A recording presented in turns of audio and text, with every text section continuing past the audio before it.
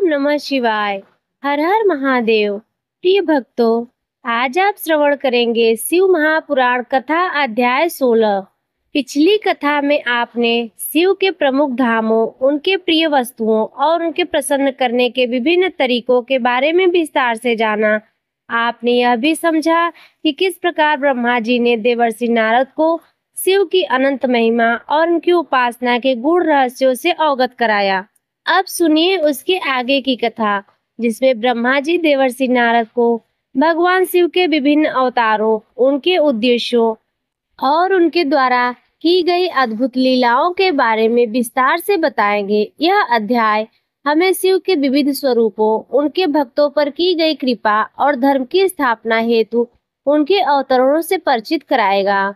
ब्रह्मा जी कहते हैं, हे देवर्षि नारद, मैंने तुम्हें शिव के परम स्वरूप, सृष्टि के रहस्य, उनके पावन परिवार, अद्भुत गणों और उनके प्रिय धामों तथा पूजन विधियों का विस्तृत ज्ञान दिया है। यह सब शिव की अनंत महिमा का एक अंश है। अब मैं तुम्हें भगवान शिव के विभिन्न अवतारों के बारे में बताऊंगा, ताकि तुम उनके लीलाओं और धर्म की स्थापना में उनके योगदान को समझ सको। यह ज्ञान भक्तों के लिए अत्यंत कल्याणकारी और मोक्षदायक है।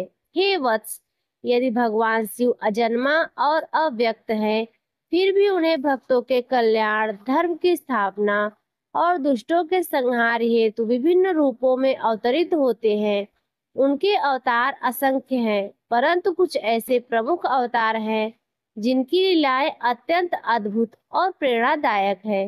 वीरभद्र अवतार, यह शिव का अत्यंत उग्र और भयानक अवतार है। इसका प्राकट्य तब हुआ जब प्रजापति दक्ष ने शिव का अपमान किया और अपनी यज्ञ में उन्हें आमंत्रित नहीं किया। सती ने जब अपने पिता द्वारा शिव के इस अनादर को देखा, तो उन्होंने यज्ञ कुंड में कूदकर अपने प्राण त्याग दिए। सती के आत्मदाह से क्रुद्ध होकर शिव ने अपनी जटा से वीरभद्र को उत्पन्न किया।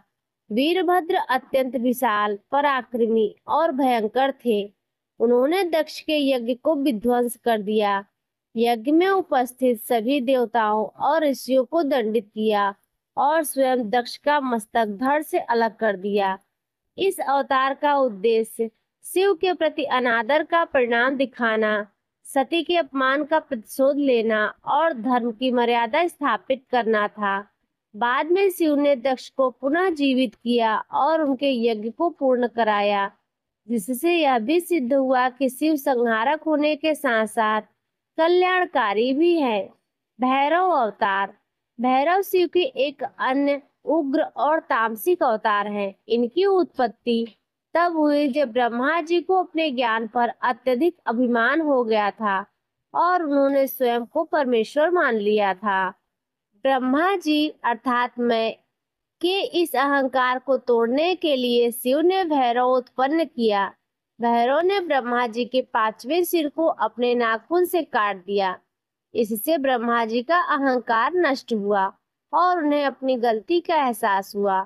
भैरव को काल भैरव भी कहा जाता है, जो समय और मृत्यु के देवता हैं। वे पापियों को दंडित करते हैं और भक्तों की रक्षा करते हैं।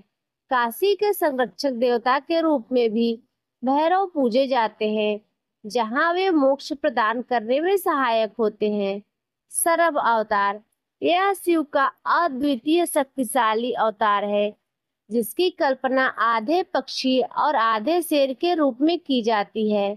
यह अवतार तब प्रकट हुआ जब भगवान शिव ने नरसिंह का रूप धारण करके हिरण्यकश्यपु का वध किया, और उसके बाद भी भगवान नरसिंह का क्रोध शांत नहीं हो रहा था। नरसिंह के उग्र रूप को शांत करने के लिए शिव ने सर्प का रूप लिया। सर्प ने नरसिंह को अपने पंखों से पकड़ लिया और उनके क्रोध को शांत किया। यह अवतार देवताओं के बीच संतुलन बनाए रखने और यह दर्शाने के लिए था कि शिव भी आवश्यक पड़ने पर अन्य देवताओं के उग्र रूपों को नियंत्रित करने में सक्षम है। यह शिव की सर्वोच्चता और ब्रह्मांडीय व्यवस्था के संरक्षक के रूप में उनकी भूमिका को दर्शाता है। अश्वत्थामा रुद्राक्ष अवतार, महाभारत काल में गुरु द्रोणाचार्य के पुत्र अश्वत्थामा को भगवान शिव का एक अंश अवतार माना जाता है। वे चिरंजीवी हैं और आज भी जीवित माने जाते हैं। अश्वत्थामा को शिव के रुद्र स्वरूप का एक अंश माना जाता है। वे प्रचंड शक्ति और ज्ञान के धनी थे। यद्यपि महाभारत युद्ध में उनकी कुछ क्रियाएं नकारात्मक थी, जैसे पांडव पुत्रों का वध, परंतु उन्हें शिव के अंशी के रूप में देखा जाता है, जो धर्म की स्थापना में अप्रत्यक्ष रूप में सहायक हुए। उनके माध्यम से शिव का रौद्र रूप और न्याय का सिद्धांत प्रकट हुआ। उन्हें अक्सर क्रोध और प्रतिशोध के प्रतीक के रूप में देखा जाता है, जो शिव के संहारक पहलू को दर्शाता है। गृहपति अवतार, यह शिव का एक शांत और गृहस्थ रूप में लिया गया अवतार है। धर्मदूत नामक एक ही ऋषि की तपस्या और संतान प्राप्ति की इच्छा के परिणाम स्वरूप शिव ने उनके पुत्र के रूप में गृहपति के रूप में जन्म लिया।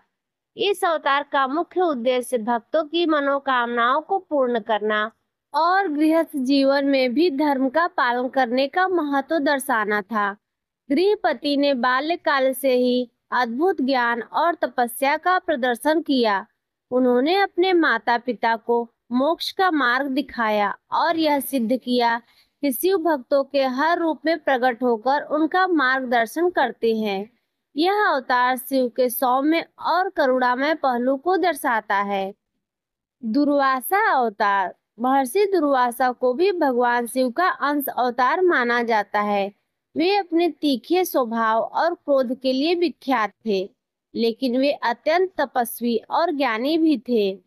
दुर्वासा का अवतार धर्म की स्थापना, ऋषियों के महत्व को बनाए रखने और अहंकारियों को दंडित करने के लिए हुआ था। वे अपने श्राप और वरदान के लिए जाने जाते थे। वे अक्सर व्यक्तियों के कर्मों के अनुरूप होते थे। उनके क्रोध का उद्देश्य प्रायः व्यक्ति को उसकी गलती का एहसास कराना था और उसे सही मार्ग पर लाना होता था। यह शिव के उस पहलू को दर्शाता है जो कठोरता से भी धर्म की रक्षा करते हैं। हनुमान, रुद्राक्ष अवतार, भगवान हनुमान, जो भगवान राम के परम भक्त थे, को शिव का 11वां रुद्रांश अवतार माना जाता है। वे पवन पुत्र और चिरंजीवी हैं। हनुमान का अवतार भगवान राम की सहायता करने, धर्म की स्थापना करने और भक्तों की सेवा का आदर्श प्रस्तुत करने के लिए हुआ था। उनकी भक्ति, शक्ति, निष्ठा और निस्वार्थ सेवा अतुलनीय है। उन्होंने लंका दहन किया, संजीवनी बूटी लाए और रावण वध में महत्वपूर्ण भूमिका निभाई। हनुमान का यह अवतार शिव के सेवक और भक्त और धर्म रक्षक के रूप में उनके गुणों को दर्शाता है। वे संकट मोचन और बल बुद्धि प्रदाता के रूप में पूजे जाते हैं। ऋषभ अवतार, शिव का यह अवतार गौ ब्राह्मण की रक्षा के लिए हुआ था। जब कुछ दुष्टों ने गायों और ब्राह्मणों पर अत्याचार करना शुरू कर दिया, तब शिव ने ऋषभ बैल का रूप धारण किया। ऋषभ अवतार का उद्देश्य धर्म, गौ और ब्राह्मण की रक्षा करना था। शिव ने बैल के रूप में उन दुष्टों का संहार किया और धर्म की पुनर्स्थापना की। यह अवतार शिव के करुणामय और संरक्षक पहलू को दर्शाता है, जहाँ वे कमजोर और निर्दोषों की रक्षा के लिए किसी भी रूप में अवतरित हो सकते हैं। 9वां है नंदी, मुख्य गण और रुद्रांश। नंदी भगवान शिव के परम भक्त, उनके वाहन और उनके मुख्य गण हैं। उन्हें भी शिव का एक ही अंश है माना जाता है। नंदी का अवतार शिव के प्रति अटूट भक्ति, सेवा और निष्ठा का प्रतीक है। वे शिव के कैलाश धाम के द्वारपाल हैं और उनके सभी आदेशों का पालन करते हैं। नंदी सभी शिव मंदिरों में शिवलिंग के समक्ष स्थापित होते हैं और उनकी पूजा शिव पूजा के समान ही महत्वपूर्ण मानी जाती है। उनका अस्तित्व शिव भक्तों के लिए प्रेरणा है, कैसे निष्ठा से सेवा करके परम पद को प्राप्त किया जा सकता है। 10वां है पिप्पलाद अवतार। शिव का यह अवतार शनिदेव के प्रभाव को नियंत्रित करने और उनकी क्रूर दृष्टि से बचाने के लिए हुआ था। पिप्पलाद का जन्म दधीचि ऋषि के पुत्र के रूप में हुआ था, लेकिन उनके जन्म से पहले ही उनके पिता का निधन हो गया था। पिप्पलाद ने बाल्यकाल में ही तपस्या करके शिव को प्रसन्न किया और उनसे वरदान प्राप्त किया। शनिदेव 12 वर्ष से कम आयु के बच्चों पर अपनी वक्र दृष्टि नहीं डाल पाएंगे। यह अवतार भक्तों को शनि के प्रतिकूल प्रभावों से बचाने और धर्म की शक्ति का प्रदर्शन करने के लिए था। जो व्यक्ति पिप्पलाद की कथा का श्रवण करता है या उनका स्मरण करता है, उसे शनि के कष्टों से मुक्ति मिलती है। 11वां है किरात अवतार। यह शिव का एक शिकारी का अवतार है जो अर्जुन की परीक्षा लेने और उन्हें पाशुपति शास्त्र प्रदान करने के लिए हुआ था। महाभारत के दौरान जब अर्जुन तपस्या कर रहे थे तो शिव ने किरात का रूप धारण किया और अर्जुन के साथ एक सूअर का शिकार करने को लेकर विवाद किया। इस युद्ध में अर्जुन ने शिव की अद्भुत शक्ति का अनुभव किया।